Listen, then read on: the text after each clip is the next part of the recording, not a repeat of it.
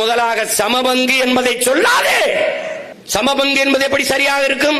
மாடியில் இருந்து குப்பையை கீழே போடுகிற நீயும் குனிந்து எடுத்து சுத்தம் பண்ணுகிற நானும் ஒன்றா? ரெண்டு பேரும் சமமா?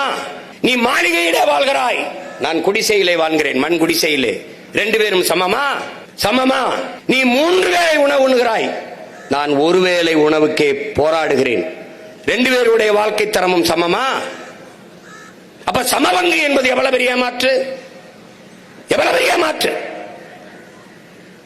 அறிவார்ந்த பெருமக்களே, என் அன்பிற்கினிய தம்பி தங்கைகளே, இந்த நாட்டிலே சரக்கு மற்றும் சேவை வரி, அரிசிக்கு, பருப்புக்கு, உப்புக்கு, ஊறுகாய்க்கு, எண்ணெய்க்கு, காய்கறிக்கு, துணிக்கு, எல்லாவற்றுக்கும் அதானி அம்பானி மனைவி என்ன வரி கட்டுறாலோ அதைத்தான் 100 நாள் வேலைக்கு போற நம் அம்மாவும் கட்டுகிறார்.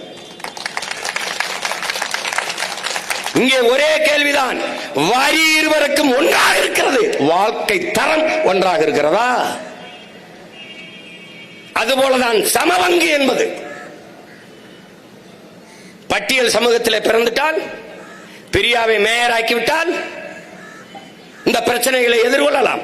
நாளைக்கு இதை தனியாருக்கு தாரை வார்த்து கொடுக்கும் போது பட்டியல் சமூக மக்கள், ஒடுக்கப்பட்ட தாழ்த்தப்பட்ட மக்கள் வீதியில் நின்று போராடுகிற போது பெரியாவை முன்னிறுத்தலாம்.